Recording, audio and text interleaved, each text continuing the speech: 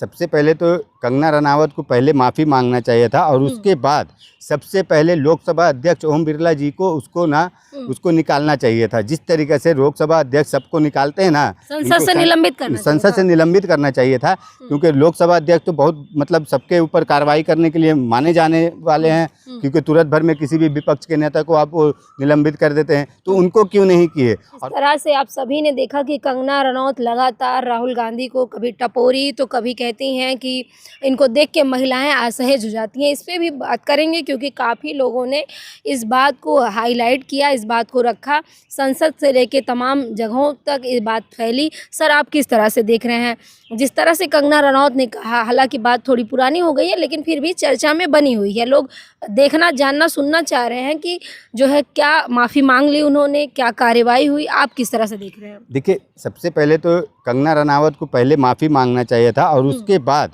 सबसे पहले लोकसभा अध्यक्ष ओम बिरला जी को उसको निकालना चाहिए था। जिस तरीके से लोकसभा अध्यक्ष सबको निकालते हैं ना, संसद से निलंबित करना चाहिए था, क्योंकि लोकसभा अध्यक्ष तो बहुत मतलब सबके ऊपर कार्रवाई करने के लिए माने जाने वाले हैं, क्योंकि तुरंत भर में किसी भी विपक्ष के नेता को आप निलंबित कर देते हैं, तो उनको क्यों नहीं किए। और वो क्यों नहीं करने का वजह हमको तो समझ में नहीं आ रहा कि देखिए, कोई एक आम आदमी, कोई एक आम सांसद को नहीं, जो बोलते हैं ना नेता विपक्ष, पूरे जो इंडिया गठबंधन के विपक्ष के नेता, और उनको इस तरीके से आप शब्द वाला बात कर रही है कंगना रनावत।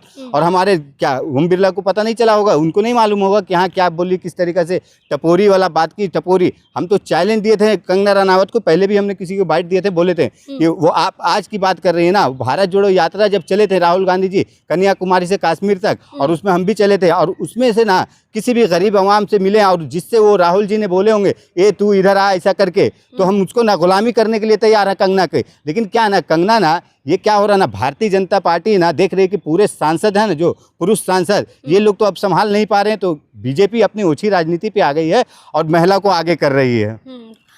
कंगना रनौत लगातार मुद्दा उठा रही हैं, चाहे देश भर में जो ज्वलंत मुद्दे हैं वहाँ उन्होंने तमाम बातें ऐसी रखी हैं, उस पे आप नहीं, आप महिला के ऊपर जा रहे हैं। अच्छा, मुझे बताइए ना क्या क्या क्या ऐसा मुद्दा उठाए हैं। जिस तरीके से आप देख लीजिए, गैस के लिए संकट है, जो पार्लियामेंट में हालात मतलब नारा लग रहा है, एक ही नारा, नरेंद्र भी गायब सिलेंडर भी गायब, तो पार्लियामेंट के इस पे सिलेंडर के ऊपर क्यों नहीं बात की कंगना ने। अगर राहुल गांधी जी जिस तरीके से जब पार्लियामेंट सेशन सेकंड चालू हुआ, उसके बाद राहुल गांधी जी ने सबसे पहले पार्लियामेंट में यही बात रखें कि हाँ भाई, जिस तरीके से आज गैस का क्राइसिस आया हुआ देश में, तो इसके ऊपर बात रखना चाहते हैं। लेकिन क्या कि भारतीय जनता पार्टी ने, पूरी भारतीय जनता पार्टी ने अपना हाहाकार दिखाया कि हाँ ये गलत बात है, ये हम लोग इस पे बयान करेंगे, इस पे बात करेंगे, और उसके बाद 8 सांसद को निलंबित किया गया ये सेशन में। अब बताइए क्या है ये, भारतीय जनता पार्टी का तानाशाही चल रहा रवैया, और जो ये लोग चाहेंगे वही करते हैं, जनता के हित के लिए बात नहीं करते। और कंगना रनावत एक भी बार गैस के लेकर बात कर लेती या किसी चीज़ को लेकर, तो समझ में आता है कि हाँ भाई जनता के हित के लिए बात कर रही है कंगना रनावत। आप लोग जाते हैं, विपक्षी लोग सिर्फ संसद में हंगामा करते हैं, हल्ला मचाते हैं, ढंग की बात कोई करते हैं, निलंबित नहीं किए जाएंगे। मैडम देखिए, एक बात बताइए, जनता के हित के लिए बात उठाना और सरकार जब नहीं सुनेगी, ये गूंगी बहरी सरकार, तो क्या किया जाएगा, हल्ला हंगामा ही किया जाएगा ना। वहाँ पे बोलते हैं कि प्रोटेस्ट करते हैं, ये लोग आते हैं तख्ती बैनर पोस्टर लेकर आ जा रहे हैं, तो क्या करेगा आदमी, क्या करे बोलिए।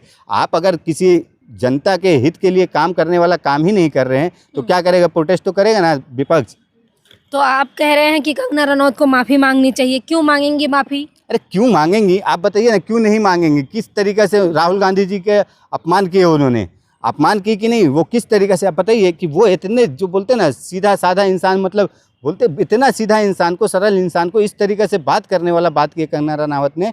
और बोलिए उसको टपोरी, उसको कपड़ा पहनने का ढंग नहीं है, वो कैसा रे तेरे करके बात करता है, और ये गलत है ना, ये गलत है। तो इसके लिए उसको माफ़ी मांगना चाहिए कंगना रनावत को राहुल गांधी जी से। आप लोग क्या करेंगे? वो नहीं मांगेंगे माफ़ी, महिला सांसद है, वो चुनी हुई सांसद है। देखिए हम लोग क्या करेंगे, हम लोग तो ये इसी तरीके से आप लोग के माध्यम से आवाज़ उठाएंगे और इस तरीके से आवाज़ उठाते रहेंगे। और जहाँ तक है, वो आज चुनी हुई सांसद है तो कल वो धुनी हुई सांसद हो जाएंगी। जहाँ मंडी से वो चुनी गई है ना, तो मंडी के भी लोग वहाँ पे उस पर थू थू कर रहे हैं कि हमने इसको इसलिए नहीं चुन के भेजे थे कि हमारे हित के लिए बात नहीं करेगी। ये जो जन नायक राहुल गांधी, आप मंडी में जाइए या हिमाचल में जाइए, देख लीजिए राहुल गांधी का क्या फैन फॉलोइंग है।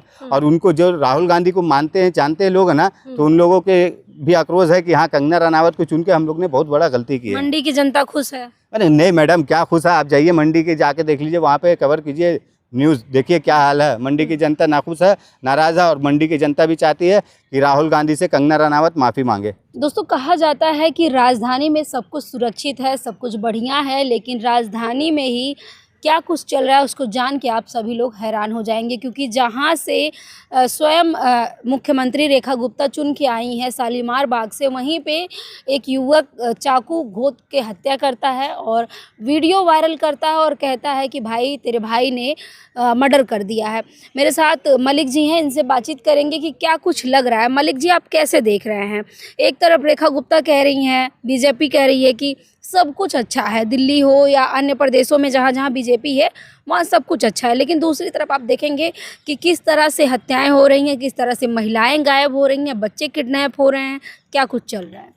देखिए, जिस तरीके से भारतीय जनता पार्टी के राज में जी। ये पूरे हिंदुस्तान में इस तरीके से क्राइम का जो सीन चल रहा है ना, कि कोई किसी का हत्या कर रहा, कोई बलात्कार कर रहा, किसी को अपहरण कर रहा, ये देश में यही चल ही रहा है भारतीय जनता पार्टी के राज में।